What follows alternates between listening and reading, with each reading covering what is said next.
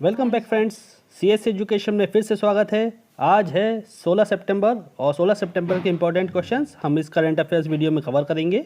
और जिन लोगों ने बेल आइकन नहीं दबाया कृपया करके बेल आइकन दबाएं ताकि हमारे वीडियो का आपको नोटिफिकेशन मिल सके। कल का जो क्वेश्चन हमने पूछा था उसमें पूछा था कर्नाटका के हुबली स्टेशन रेलवे स्टेशन का नाम बदलकर क्या रख दिया गया है, और सही आंसर है ए सिद्धरूपा स्वामीजी रेलवे स्टेशन। आज का पहला क्वेश्चन है, भारत को अगले कितने साल के लिए आर्थिक और सामाजिक परिषद मतलब इकोसॉक की एक संस्था यूनाइटेड नेशन के commission on states of women का सदस्य चुना गया है। ऑप्शन है 4, 7, 8 या फिर 10। और सही आंसर है 4 साल के लिए भारत को United Nations commission of status of women का सदस्य चुना गया है। संयुक्त राष्ट्र में भारत के स्थायी प्रतिनिधित्व टीएस तिरुमूर्ति ने यह जानकारी दी है। इस संस्था का सदस्य बनने के लिए भारत, अफगानिस्तान और चीन तीनों देशों ने रेस में थे। भारत 4 साल के लिए मतलब 2021 से 2025 तक United nation commission on status of women का सदस्य बना रहेगा, और इसमें चाइना और अफगानिस्तान दोनों को नहीं मिली है जगह, सिर्फ भारत को मिली है। दूसरा क्वेश्चन है, हाल ही में जदयू मतलब जनता दल यूनाइटेड पार्टी के किस सांसद को एक बार फिर से राज्यसभा का उपसभापति चुना गया है। ऑप्शन है सुशील मोदी, ललन सिंह, राजीव रंजन सिंह और हरिवंश नारायण सिंह। सही आंसर है हरिवंश नारायण सिंह। इन्हें लगातार दूसरी बार राज्यसभा में उपसभापति चुना गया है। और हरिवंश नारायण जी जयप्रकाश नारायण के आदर्शों से प्रेरित हैं। जयप्रकाश नारायण ने आंदोलन किया था जब इंदिरा गांधी सरकार ने इमरजेंसी लगा दी थी उसके खिलाफ, और उसी के बाद फिर अलग अलग पार्टियां का जन्म हुआ था जिसमें से भाजपा भी एक है।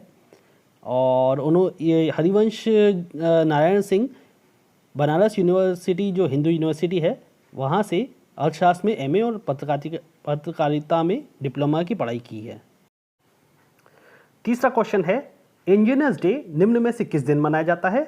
ऑप्शन है 10 अगस्त, 12 जनवरी, 15 सितंबर और 11 मार्च। सही आंसर है 15 सितंबर।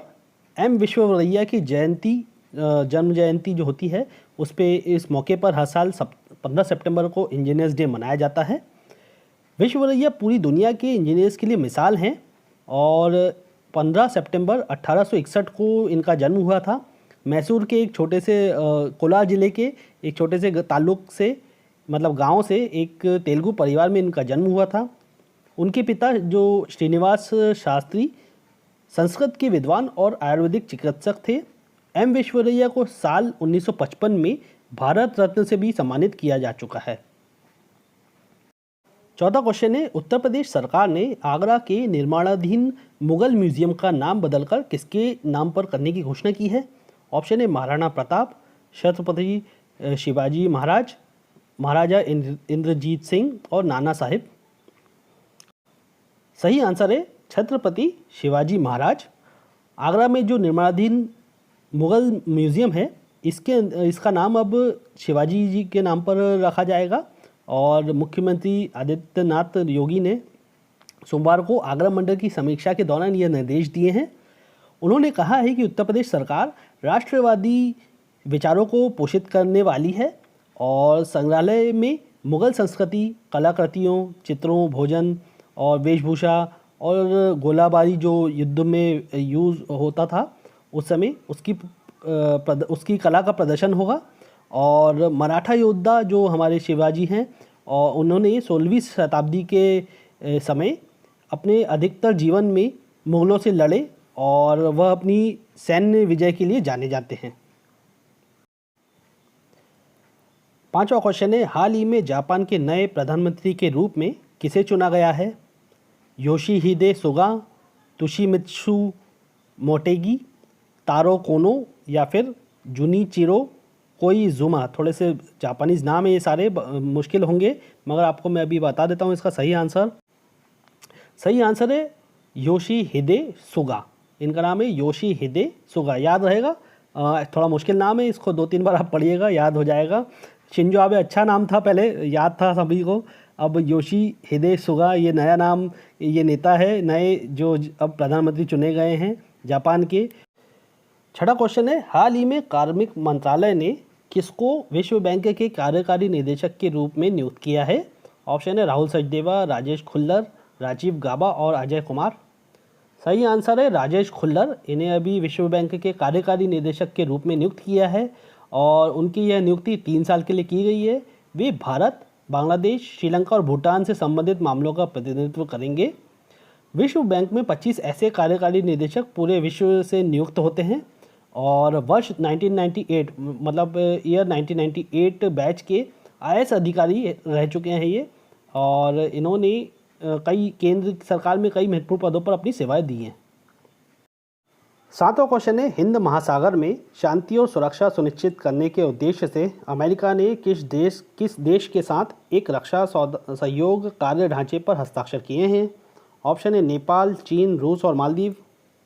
सही आंसर है मालदीव, जो एक आइलैंड देश है हमारे हिंद महासागर में।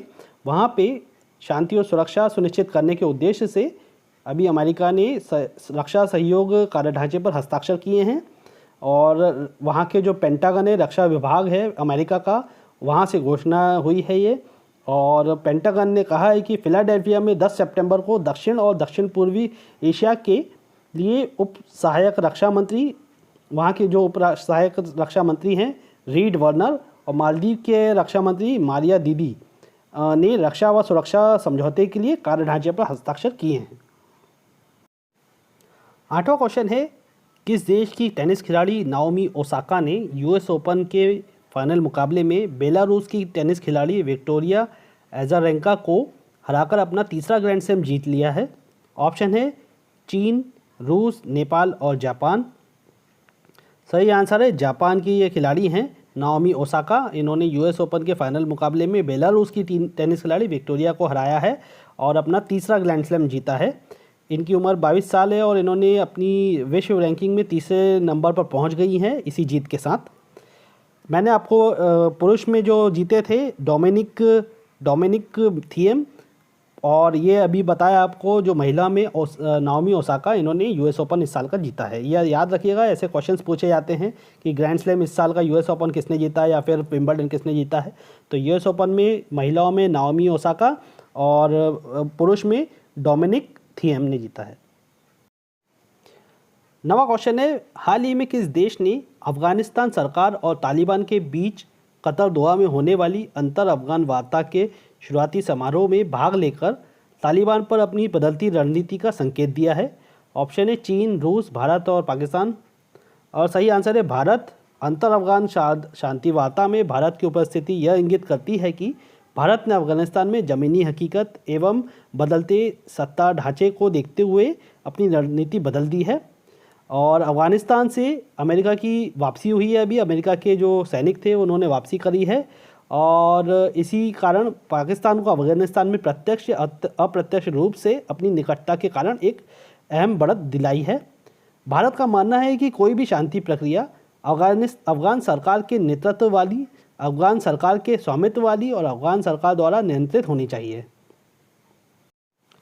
10वां क्वेश्चन है, प्रधानमंत्री नरेंद्र मोदी हाल ही में किस राज्य की जलापूर्ति व सीवर से जुड़ी 543.28 करोड़ की विभिन्न परियोजना को उद्घाटन और शिलान्यास किया है?